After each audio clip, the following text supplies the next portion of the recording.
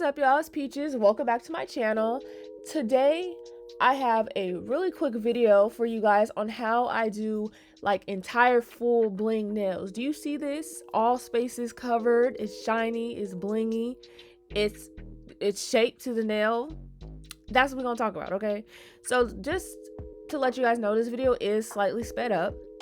Okay, so for this particular look, you are going to need a really good glue, or I guess gel, whichever product you need to be able to use it well, so that way no bling falls off. Okay, so this is all about how you place the bling. I personally don't like to do rows. I feel like doing it sporadic, I guess, with different shapes and sizes and colors allows just for a really nice blingy look. I feel like it's very easy to fit everything everywhere. So I typically like to start around the cuticle area. I do use a variety of shapes sizes. I use a variety of sizes of just regular circle bling at first to fill in the cuticle area. And this is gonna really start off how the nail or how the bling shapes to the nail, because overall what you don't want is to put the bling on and it's really too bulky for the nail, because at the end of the day this one nail is gonna look a little bit, bulkier than the rest, just purely because of the bling itself. But that's gonna happen regardless. Okay, so you guys can see I am using multiple different colors. I feel like it really makes the nail pop. I generally do this particular client didn't have any like preferences of what she wanted. She just knew she wanted the whole nail covered. Okay, so the background is just a clear glitter that I have actually made myself. You don't have to have that as the background. Excuse my hair. You guys are going to see that here and there as I'm looking for bling. You don't have to have the background as like necessarily clear or glitter. We just did that because that was already part of the color that I'm using, but you are able to still use this technique with a colored background. Okay, so it's not going to matter, right? So basically we're using a variety of shapes and sizes, like I said, because it's gonna give you the illusion that there is no background, like the bling is gonna fit together again like a puzzle, like how I was saying in my other video, and everything's gonna just come together. It's gonna fit a lot more nicely and tightly packed than if you were to just do some rows of bling. I feel like this way personally allows for the most shine, just because there is more bling placed on the nail.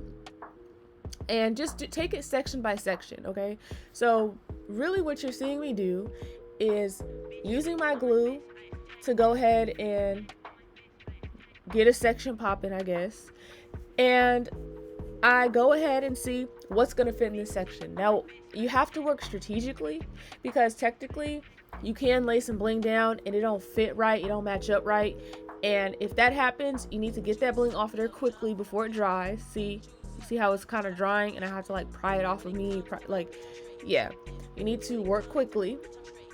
If you are using glue, like glue resin, like how I am, you only got but 10 seconds max, to be honest, to be playing around with it. So you see, I lay some glue down and I go ahead, pick up what I want to pick up. And if you're having trouble picking up your bling, go ahead and you can scrape the end of the wax stick on a file and get any excess glue off, because that's really what the problem is. Okay, so when you're laying the glue down, you lay enough so that the surface is not just wet, you see, but when you place the bling there and you slide it up against other bling, the glue is going to get trapped between each individual rhinestone, and it's going to kind of create a, how do I explain this? It's going to create like a sinking, like the rhinestone is going to sink into the glue between each and every stone, so that way I don't have to go back and try and put glue in between everything and seal everything, because technically everything is kind of sealing itself,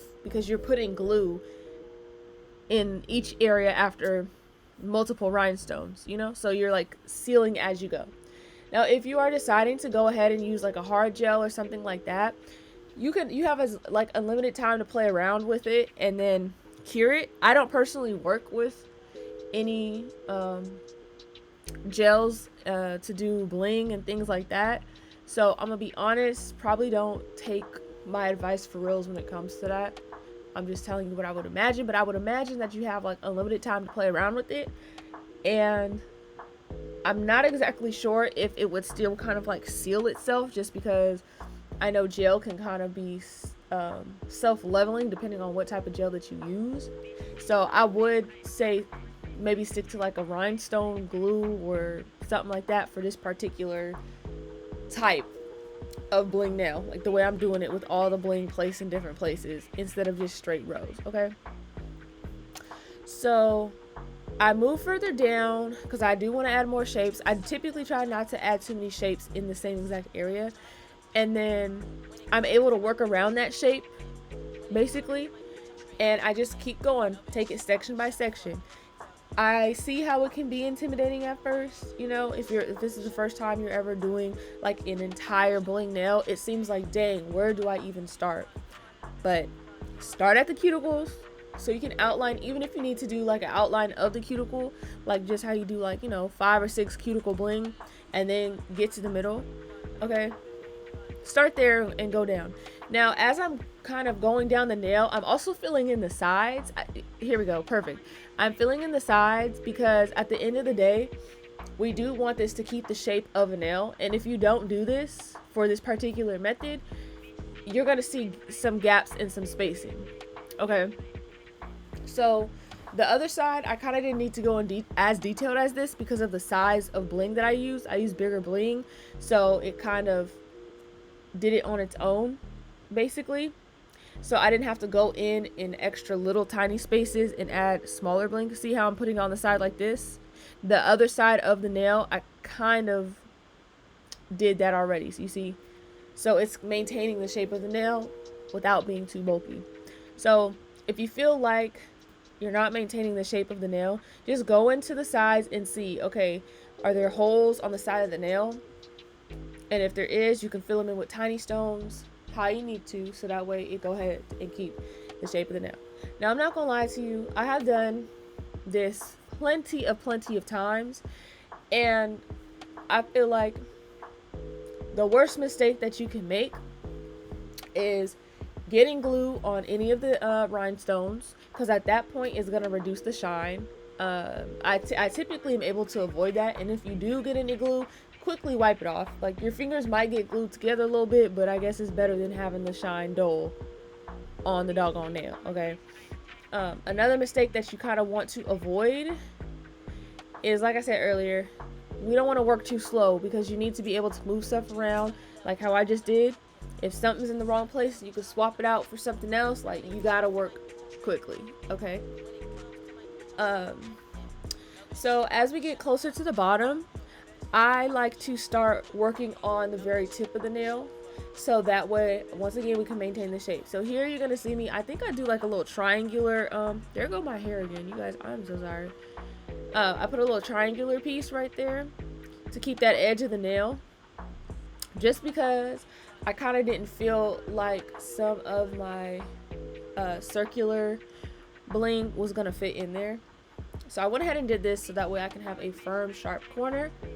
And then from there, I'm gonna kind of continue on across the tip, because you do not want to have the tip of the bling not match up. If you put it too far down and it's hanging over the edge, it's gonna look wonky. And if you put it a little bit too far up and, you know, the edge of the actual nail is showing, it's gonna look weird. So as you can see, I'm kind of playing around with stuff to make sure the tip is covered how it needs to be covered. Okay, and then I will turn the finger around and look at it from all different angles, so that way I can make sure that the tip of the nail is going to be looking right. Okay, so you can see I do have just one little final area to fill in, and at this point it is going to take some real like Tetris skills, like for real, to figure out what can go where. You're going to need some really small rhinestones, because those are going to be the ones that kind of fill in tiny spaces and finish off the look, because the last thing you want is any gapping at this point in time. Okay, so this part, it seems kind of hard, which it is, I guess, but it is also kind of easy, because this is where you can use the smaller rhinestones, they will come in play for this and for filling in the gaps on the sides. Okay, so I do want to mention, because somebody may ask, and I'll try and leave it down below in the comment section. You see how I'm checking? Yeah, checking to make sure that the shape is kept. Okay, so with the rhinestones I'm using, a lot of them are Swarovski, some of them are Preciosas, and honestly, some of these are from Amazon. You probably won't be able to tell which is which. Those bright pink one, those are Swarovskis as well. Those are the Electric Delights from the first original ones that came out. These ones don't really shine how like the second and third rounds that came out, because they do have like Electric Delights that do sparkle really nicely, and they have like different opal ones. And anyway, so these are from the original Electric Delights, but they are Swarovskis. Okay, all I can tell you about Bling is brand and all that stuff. I don't want to say it doesn't matter, but just find what works in your budget. And when you are looking on Amazon and stuff, because I understand everybody cannot afford to be buying a whole bunch of bling, I would suggest buying a bling box, like an AB bling box that has shapes and circle bling, because Amazon does have some good options. You just have to really look, and you're gonna have to read reviews and look at pictures and videos and things like that, just so that way you can really see what's going on. Okay, so that is the best alternative option that I have, so that way you can have some nice shine, but it won't break your bank. Okay, so now I'm just going around the edges and kind of sealing it a little bit with glue so the edge ones don't fall off. But you guys, my bling lasts 4+ weeks as usual. None of these are gonna go anywhere. I hope this helped some of you that are maybe struggling with this type of bling. I know it's not easy when you're first starting out. Okay, I appreciate you guys for watching. Once again, uploading every single day of December. Don't forget to comment, like, subscribe, turn on your notifications, and follow me on Instagram at Nailsbyprettyface. I'll see you guys in the next one.